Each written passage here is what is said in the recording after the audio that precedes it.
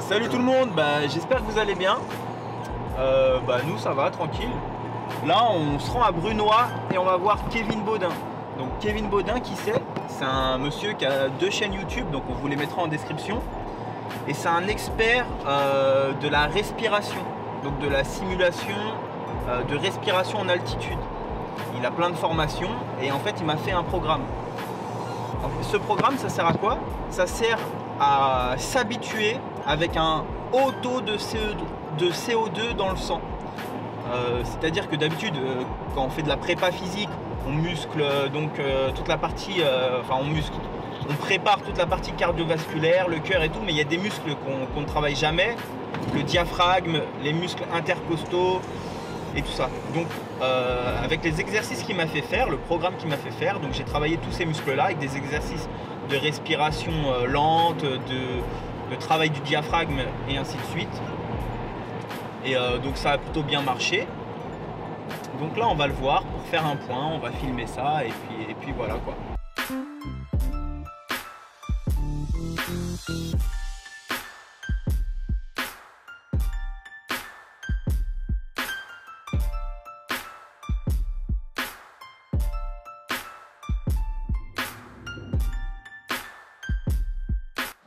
Salut tout le monde, j'espère que vous allez bien.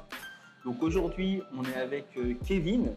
Kevin, c'est un monsieur qui accompagne les athlètes, les sportifs dans leur préparation à l'aide de techniques de respiration. Je ne me trompe pas?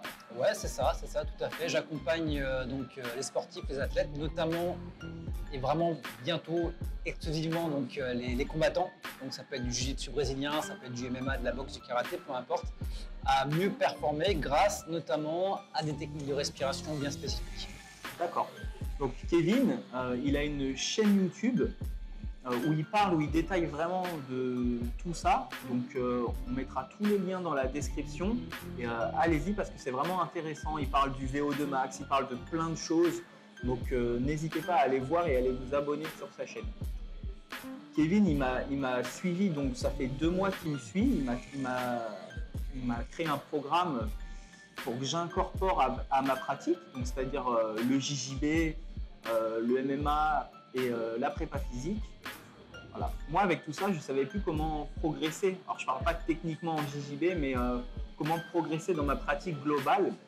Et donc, il m'a rajouté ces outils-là qui ont été vraiment concluants. Donc, on a fait une vidéo sur sa chaîne. Donc, je vous invite à aller la voir aussi, où on parle en détail de vraiment ce qu'on a fait, comment j'ai progressé et tout ça. Et là on va plutôt s'intéresser donc à la respiration globalement. Et puis j'aimerais donc qu'on aborde déjà un thème, c'est le training masque. Donc on va vous mettre une photo juste là. Ça c'est pour toi.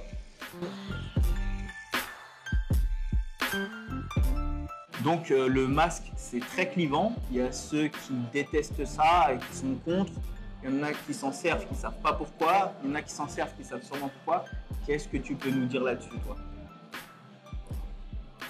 Alors déjà, il faut savoir pourquoi est-ce que les personnes sont contre ou pourquoi les personnes sont pour. Moi, ce que je peux te dire par rapport au masque, c'est que ça va énormément travailler sur ce qu'on va appeler la tolérance au CO2. Donc comment est-ce que ça marche? Donc déjà, je vais faire un disclaimer.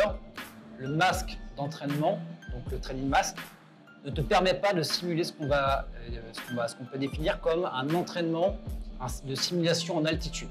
Oui, parce qu'à la base, c'est souvent vendu comme ça, simulateur d'entraînement en altitude. Ouais, donc ça, c'est faux.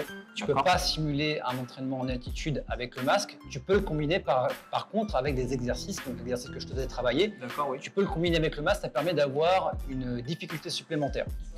Le masque, il va être très intéressant parce qu'il va augmenter artificiellement ta concentration en CO2. Je ne sais pas si vous avez déjà eu l'occasion de mettre un sport mask, un training mask. Oui. Généralement, on a l'impression de faire une crise d'asthme. On va avoir un peu les mêmes sensations. La sensation de suffoquer, de ne pas arriver à prendre l'air. Donc ça, c'est ce qu'on va vouloir rechercher et on va vouloir rechercher à augmenter artificiellement cette concentration en CO2 pour faire en sorte que le corps s'adapte et augmente, lui, sa tolérance au CO2. Donc on en a parlé dans la vidéo qu'on a fait ensemble. À quoi ça sert finalement d'augmenter sa concentration en CO2? Alors, toujours, je mets des guillemets, Je caricature et on va dire que je raccourcis énormément. Donc c'est vraiment pour que ça soit simple et que tout le monde puisse le comprendre. On a souvent tendance à penser que le CO2 est un gaz déchet, qu'il faut l'expirer le maximum. Or, ce qui va se passer, et je caricature, quand vous êtes au niveau du sang, plus vous allez avoir de CO2, plus le CO2 va appuyer sur les molécules, sur les globules rouges, sur l'hémoglobine, et plus ça va aider l'oxygène à se décrocher de l'hémoglobine et elle va pouvoir être captée pour pouvoir être amenée au muscle. Donc si vous rentrez précocement en essoufflement ou en hyperventilation, vous allez donc réduire votre concentration en CO2 parce que le fait d'avoir cette envie de respirer n'est pas dû à un manque d'oxygène mais à une concentration en CO2 qui est trop élevée pour vous. Et donc en augmentant finalement notre concentration en CO2, notre tolérance, donc on va avoir beaucoup plus de CO2 au niveau du sang, donc on va appuyer beaucoup plus sur les molécules d'hémoglobine, donc on va pouvoir délivrer beaucoup plus d'oxygène au niveau des muscles et des tissus. Donc le masque dans l'entraînement va nous permettre justement de travailler là-dessus.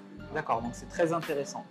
Pour globaliser, en gros, le masque, il ne simule pas l'entraînement en altitude, mais il améliore notre tolérance au CO2 dans le sang. Exactement. Donc factuellement, dans un entraînement, qu'est-ce que ça va nous apporter de s'être entraîné avec un masque? Alors ça va te permettre justement, comme on disait, d'augmenter cette tolérance au CO2, donc ça va te permettre d'être beaucoup plus performant, ça va te permettre, entre guillemets, d'améliorer ton endurance. D'accord, voilà. Après, en fait, il faut le voir comme un outil. Et comme tout outil, si tu le mets pour le mettre, c'est comme si tu prenais une haltère et que tu l'as soulevée pour la soulever, tu vois, il faut avoir un programme derrière. Donc c'est intéressant, et nous, chez Octane Advantage, on le cumule. En fait, on a des exercices de respiration bien spécifiques. Et ce qu'on va faire, c'est qu'à partir du moment où la personne aura atteint un certain niveau, donc on parle de test BOL, de test MBT, on va pouvoir rajouter le masque pour rajouter de la difficulté supplémentaire. Autre chose qui est intéressant, c'est que quand on va mettre le masque, on va être beaucoup plus conscient de sa respiration. Et quand tu es beaucoup plus conscient sur ta respiration, tu vas également augmenter ta concentration, mais également ton focus. On l'utilise parfois chez des enfants qui vont avoir des problèmes de concentration, notamment pour faire les devoirs à la maison. Donc enfants, adolescents, tu leur mets un training masque et en fait ça va augmenter la concentration et va être beaucoup plus ce qu'on va appeler dans le flow. D'accord, ok. Parce que moi, donc, je m'en suis servi du training masque, pas mal. Mais en fait, quand je l'enlevais, en fait, je le mettais, mais je ne savais pas pourquoi le mettre, en fait. Moi, je le mettais dans un but de... Comment dire, pour gérer mon hyperventilation. Parce que quand je le mettais quand je faisais de la prépa physique, et avec ce masque, tu ne peux pas être en hyperventilation. Tu es obligé de te concentrer sur ta respiration. Mais par contre, ce qui se passait, c'est que je sous-performais par rapport, sur les mêmes exercices par rapport à quand je le mettais pas. Et finalement, j'ai fini par arrêter parce que je voyais pas de progrès. En fait, moi, je voulais faire les mêmes perfs que sans le masque, avec le masque. Et là, dans ma tête, j'aurais progressé. Et donc, en enlevant le masque, j'aurais eu des perfs beaucoup plus hautes. Mais en fait, c'est pas du tout ça. Ça sert vraiment à augmenter donc le taux la tolérance au CO2, c'est-à-dire que si je combats, à chaque fois que je fais des mouvements, je dépense de l'énergie. À chaque fois que je dépense de l'énergie, j'augmente le taux de CO2 dans mon sang et je le tolère beaucoup plus facilement, donc j'aurai une meilleure récupération. Enfin, est-ce que c'est à peu près Alors, ça va être ça. Donc, comme je disais, le training mask, c'est qu'un outil que tu vas rajouter, que tu vas incorporer.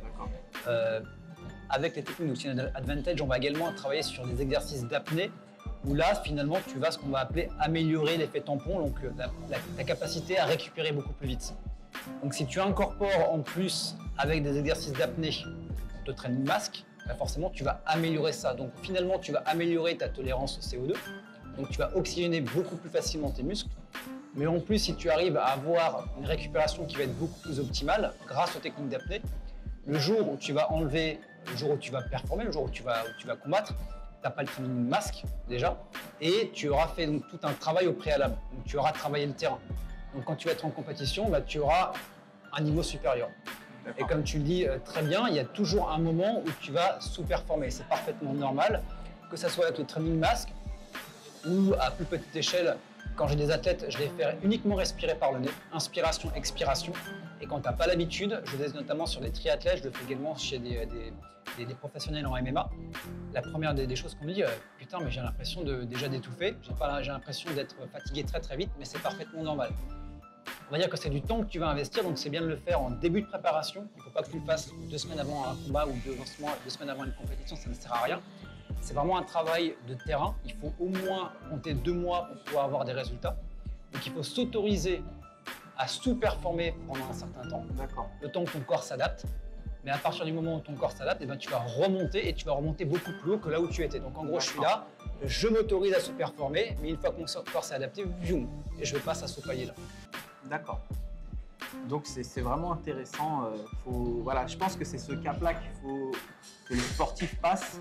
La sous-performance pour pouvoir surperformer après. Ouais. Voilà. C'est comme quand on fait un régime drastique et qu'on s'autorise une relance avec un plat de pâtes. Des fois, on culpabilise un petit peu et finalement, c'est pour relancer le métabolisme et pour repartir encore plus fort sur le métabolisme, comment dire, sur la perte de calories, quoi. Ouais. Donc, voilà. C'est toujours en fait une question de est-ce que je vois court terme, est-ce que je vois moyen ou long terme. Ouais. Je peux te garantir que si tu fais des exercices de type respiratoire et que tu inclus le masque respiratoire, donc tu l'as bien vu toi sur 2 mois, mais si tu arrives à le prolonger sur 1 an, pour te donner un exemple, j'ai un collègue à moi qui suit des personnes qui font de l'aviron, notamment en Suisse, et au bout d'1 an, donc il suivait une femme qui faisait donc de l'aviron en compétition. L'aviron sur le lac en Suisse, généralement, tu te les gèles, surtout en hiver. Au bout d'1 an, elle avait plus de sensation de froid au niveau des extrémités parce qu'en fait, quand tu vas respirer par le nez, quand tu vas augmenter ta concentration en CO2, tu vas avoir un effet vasodilatateur. Donc en gros, tu vas avoir le son qui va venir jusqu'aux extrémités. Donc elle n'avait plus froid au niveau, donc quand elle faisait de l'aviron, elle était beaucoup plus performante sans avoir véritablement rien changé à son entraînement, hormis de respirer par le nez. D'accord. Et tu avais des collègues à elle qui lui ont dit mais est-ce que tu as pris des trucs, est-ce que tu as pris des trucs dopants parce que là, putain, tu performes quoi. Et donc c'est un effet cumulatif. Et au bout d'1 an, bah, tu vas voir la personne que tu étais ou le combattant que tu étais avant et le combattant que tu étais après. Et bien évidemment, comme on le disait, c'est un outil parmi d'autres.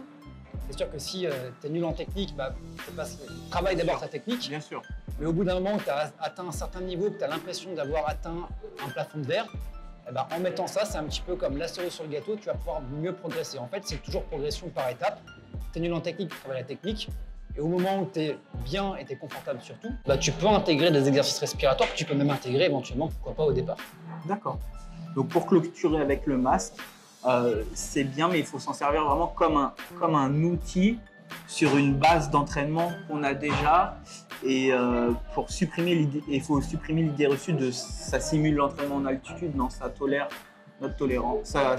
Comment dire, ça améliore notre tolérance en CO2. Exactement. Mais il faut s'en servir de manière cadrée avec un programme. Exactement. C'est comme une haltère. Tu peux avoir la haltère et puis acheter l'haltère, ou tu peux avoir l'haltère avec le programme avec. Et forcément, l'haltère va te servir, va te permettre de te muscler. D'accord, très bien. Donc ça, c'était le chapitre donc sur le masque. Donc on peut passer à la deuxième partie de cette vidéo, la respiration réduite, à qui ça s'adresse, pour qui c'est fait. Moi personnellement, quand on a échangé donc, sur Messenger, tu m'as parlé donc, de ce système de respiration, de ce programme de respiration. Je ne connaissais pas. Ouais. Et nous deux, on ne se connaissait pas non plus.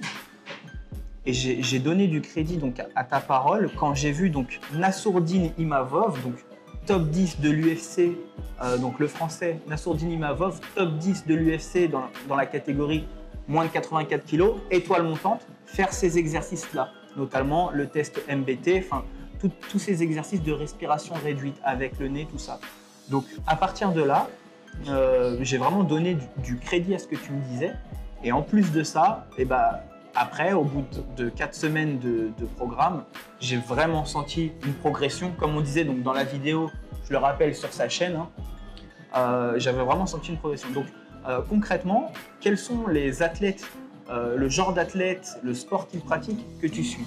Alors moi, je suis spécifiquement des personnes qui veulent faire de la compétition, qui veulent performer en compétition, qui ont soit l'impression d'avoir atteint parfois un plafond de verre, soit qui veulent travailler spécifiquement sur des problématiques qu'ils vont avoir. Ça peut être l'essoufflement, tu vas avoir la sensation de membres lourds également, tu peux avoir les personnes qui vont avoir des problèmes d'asthme à l'effort également, ou les personnes qui veulent tout simplement mieux performer de manière générale et qui se disent pourquoi pas incorporer des exercices de respiration spécifiques. D'accord, ok. Moi personnellement, on en parlait dans la première partie, j'ai vraiment pris ça comme un outil dans ma pratique. C'est-à-dire que avec minimum 10-11 entraînements par semaine, comment je peux progresser plus? Comment je peux faire plus? Et donc toi, tu m'as proposé cet outil. Je considère outil comme tout ce qui se rajoute en plus, sans parler de l'activité principale. Par exemple, moi, c'est le JJB. En outil pour progresser, il y a la préparation physique, il y a la cryothérapie, il y a le sauna, il y a les verres qu'on brûle dans le dos. Les ventouses. Ouais, je ne sais plus comment ça s'appelle, Ijama ou je ne sais pas comment ça s'appelle. Enfin, je considère tout ça comme des outils pour progresser dans l'activité principale. Et donc ça, c'est un outil. Ça fait partie donc des outils pour progresser. Est-ce que je me trompe? Ouais, tout à fait. En fait, tu vas avoir quand tu fais du jiu-jitsu brésilien, quand tu fais peu importe le sport, c'est toujours bien d'être bon en technique. C'est la raison pour laquelle inclure des exercices respiratoires pour quelqu'un qui débute, ça n'a pas forcément de sens. Mais à partir du moment où tu as un certain niveau, tu te dis peut-être que je commence à rajouter de la préparation physique, parce qu'il faut quand même que j'ai un corps qui soit assez fonctionnel pour passer certaines techniques. Après, pourquoi pas de la préparation mentale, parce que finalement, j'arrive pas à gérer le stress quand je suis devant une compétition. En plus, la préparation mentale. Et tu peux également avoir la préparation respiratoire. Je le mettrai, si tu veux, entre la préparation mentale et la préparation physique, parce que quand tu vas travailler sur les exercices respiratoires, ça va t'aider autant à gagner en concentration, à gagner en lucidité, mais ça va également de mieux performer également au niveau physique. Ce que tu dis, c'est très intéressant. Parce que moi aussi, avec ma petite expérience, je le placerai juste après la préparation physique. C'est-à-dire que si quelqu'un aurait par exemple donc 2 séances de 30 minutes, parce que c'est mon cas pour la respiration, 2 séances de 30 minutes à consacrer par semaine, mais qui ne fait pas de préparation physique, je lui conseillerais quand même de commencer par la prépa physique.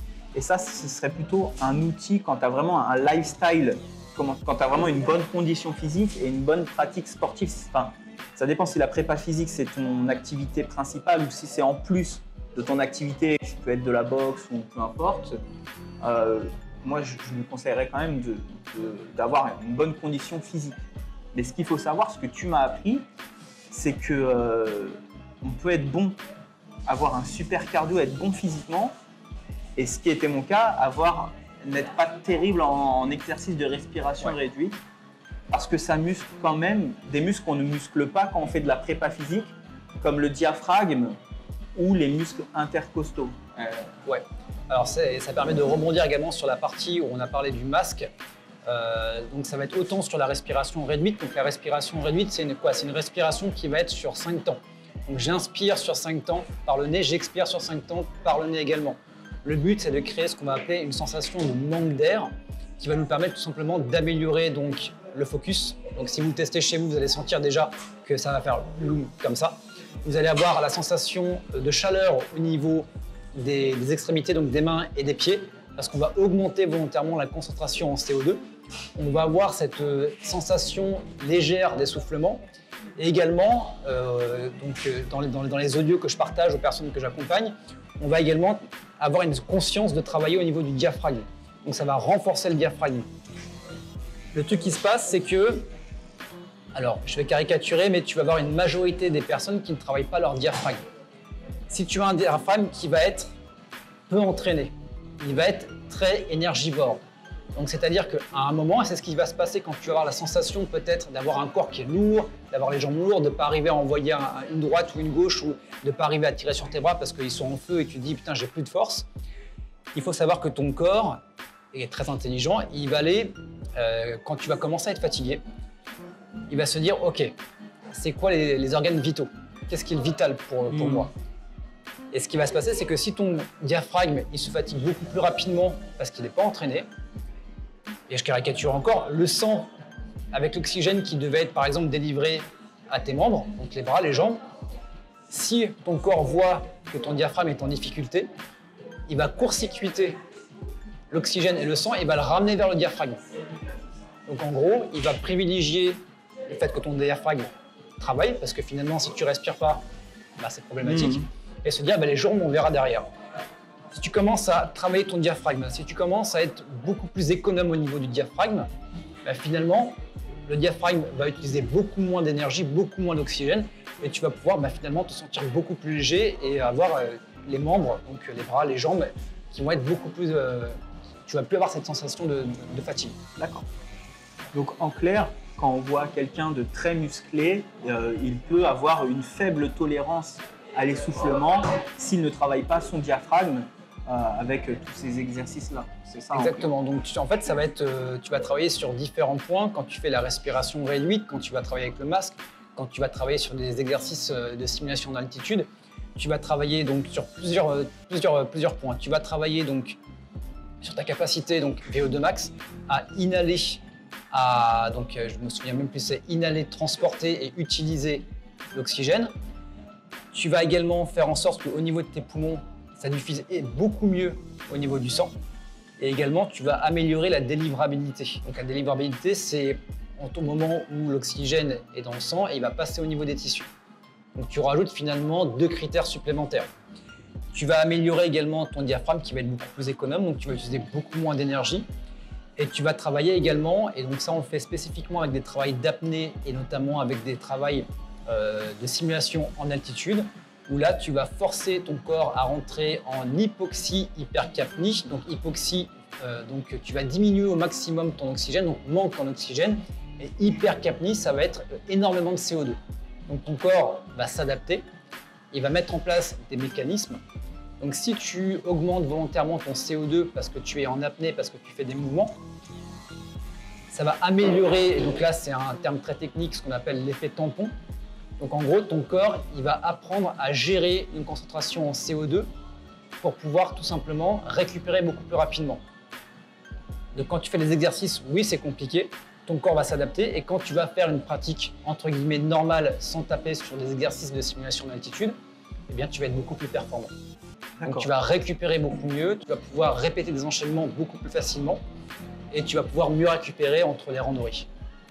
D'accord. C'est vrai que la récupération, pour mon expérience personnelle, je récupère beaucoup mieux. Il faut quand même savoir que c'est une pratique donc très connue dans les hautes sphères du sport, dans le gratin, dans les sportifs de très très haut niveau, mais c'est une pratique qui est très peu connue chez les sportifs lambda, les combattants ou les sportifs amateurs. C'est pour ça que moi je n'avais pas trop entendu parler avant, et c'est pour ça que plein de gens ne connaissent pas ça. Pour eux c'est peut-être du chinois, mais allez vous renseigner, allez voir sur sa chaîne, c'est vraiment top, ça marche vraiment bien. Alors depuis tout à l'heure on n'a pas donné les exercices précis sur la respiration, parce que bon, Kevin, il forme, il accompagne des gens. Donc si vous voulez vraiment, vous faire suivre et savoir plus en profondeur les exercices à faire pour muscler son diaphragme et tout ça, n'hésitez pas à contacter Kevin. On mettra tous les liens dans la description. Et puis voilà, est-ce que Kevin, tu as une petite conclusion pour cette vidéo? Ouais. Alors je vous invite véritablement un exercice qui peut être intéressant pour vous, donc je pense que c'est essentiellement des personnes qui font du JJB. Entraînez-vous à respirer uniquement par le nez à l'inspiration et à l'expiration durant vos entraînements. Donc rien que ça, déjà, ça va être challengeant pour certains. L'avantage de ça, quand on fait du JJB, si vous respirez essentiellement par la bouche, et là c'est plutôt côté santé, vous allez avoir des fibres du tatami, vous allez avoir des fibres au niveau du kimono. Quand vous respirez par la bouche, vous n'en rendez pas compte, mais quand vous allez respirer par le nez, que vous allez vous moucher après, vous allez voir que finalement, ce qu'il y a quand vous mouchez, ça va être des microfibres. Donc ce qui va être intéressant, c'est que le nez, lui, ben, elle va tout filtrer, alors que si vous respirez par la bouche, ça descend directement dans les poumons. Donc je vous invite à faire ce test-là et puis dites-nous dans les commentaires ce qu'il y avait dans le mouchoir, ça peut être drôle. Vous allez voir que ça va vous éviter d'avoir des inflammations au niveau des poumons sur le long terme et ça peut également réduire, et ça va réduire considérablement tout ce qui va être asthme à l'effort. D'ailleurs, pour aider ça dans le JJB, parce que c'est pas tout le temps facile, hein, on est au sol, ça bouge et tout, n'hésitez pas à mettre un protège-dents. Ça facilite le fait de fermer la bouche quand on combat. Ça va vous habituer à respirer donc uniquement par le nez pour tenir le protège-dents. Et en plus, bah, ça protège vos dents parce qu'un coup, de genou, c'est vite arrivé. Enfin, on en a vu plusieurs fois l'expérience. En tout cas, Kevin, merci beaucoup. Bah, merci à toi. C'était un plaisir de partager cette vidéo avec toi. Donc, n'hésitez pas à aller voir sa chaîne. N'hésitez pas à vous abonner. N'hésitez pas à le contacter si tout ça, ça vous intéresse. Et puis, ben, voilà, je crois qu'on a tout dit. Je te remercie pour l'invitation. C'était avec grand plaisir de partager tout ça avec toi et avec ta communauté. Donc, si vous avez des questions également à me poser, n'hésitez pas dans les commentaires. Je répondrai avec grand plaisir. Bah, merci beaucoup. Merci à toi. Nous, on se dit à la prochaine. Ciao.